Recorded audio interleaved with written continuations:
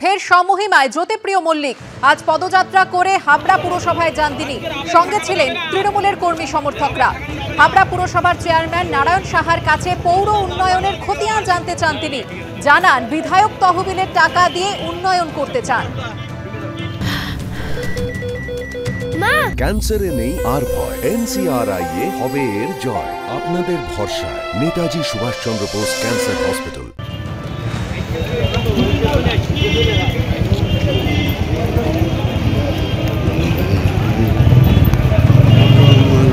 আজ পদযাত্রা করে হাবড়া পুরসভায় যান জ্যোতিপ্রিয় মল্লিক। সঙ্গে ছিলেন তৃণমূলের কর্মী সমর্থকরা। হাবড়া পুরসভার চেয়ারম্যান নারায়ণ সাহার কাছে পৌর উন্নয়নের খতিয়ান জানতে চান। জানান বিধায়ক তহবিলের টাকা দিয়ে উন্নয়ন করতে চান তিনি।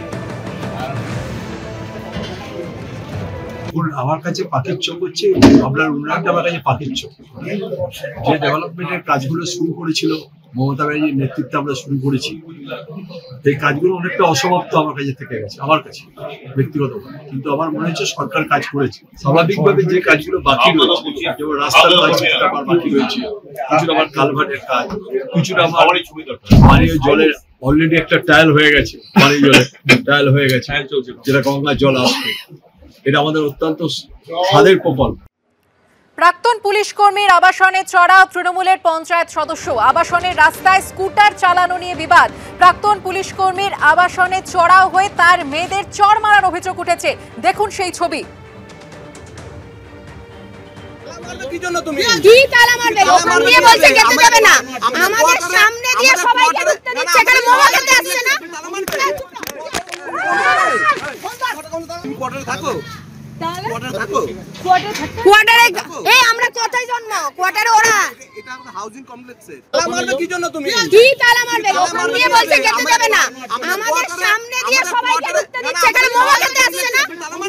কথা বলবো আমাদের প্রতিনিধি সমীরণ পালের সঙ্গে। সমীরণ, ছবি আমরা দেখলাম, প্রাক্তন পুলিশ কর্মী তিনি কি অভিযোগ করছেন এবং তৃণমূলের পঞ্চায়েত সদস্য কি বলছেন?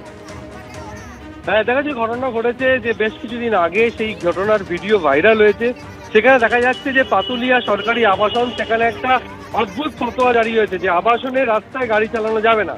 সেই মতো অবসরপ্রাপ্ত পুলিশ কর্মীর মেয়ে স্কুটার চালাচ্ছিল। তখনই অভিযোগ যে স্থানীয় তৃণমূলের পঞ্চায়েত সদস্য আশিস চক্রবর্তী তথা আবাসনের তিনি কমিটির একজন কর্তা, তিনি বাধা দেন এবং গালিগালাজ করেন এবং তাকে চড় মারে এবং অভিযোগ যে সেইখানে গাড়ি চালানো যাবে, স্কুটার চালানো যাবে না। তাকে কেন্দ্র করে বচসা হয় এবং ওই অবসরপ্রাপ্ত পুলিশ কর্মী মেয়েকে চড় মারেন এবং হুমকি দেন এবং গোটা বিষয়টি তিনি রওনা থানায় অভিযোগ জানিয়েছেন। যদিও এখনো পর্যন্ত পুলিশের পক্ষ থেকে কোনো ব্যবস্থা নেওয়া হয়নি। অভিযুক্ত ওই তৃণমূলের পঞ্চায়েত সদস্য আশিস চক্রবর্তী জানিয়েছেন যে এই ঘটনা পুরোপুরি মিথ্যে, তিনি কাউকে মারধর করেননি। কিন্তু ভাইরাল ভিডিওতে স্পষ্ট দেখা যাচ্ছে যে ওই তৃণমূল নেতা ওই তরুণীর ওপর চড়াও হচ্ছে এবং তরুণীর অভিযোগ যে যেহেতু তিনি আবাসনের রাস্তা দিয়ে স্কুটার চালাচ্ছিলেন, এই স্কুটার চালানো যাবে না, নতুন নিয়ম হয়েছে, তখনই তাকে গালিগালাজ করা হয়, মারধর করেন আশিস চক্রবর্তী এবং তার দলবল। এই গোটা বিষয়টি জানিয়ে তিনি গত 9 জানুয়ারি তিনি রওনা থানায় অভিযোগ জানিয়েছেন। যদিও পুলিশের পক্ষ থেকে এখনো কোনো ব্যবস্থা নেওয়া হয়নি বলে ওই তরুণী দাবি করেছে। অভিযুক্ত তৃণমূলের পঞ্চায়েত সদস্য সমস্ত অভিযোগ অস্বীকার করেছে।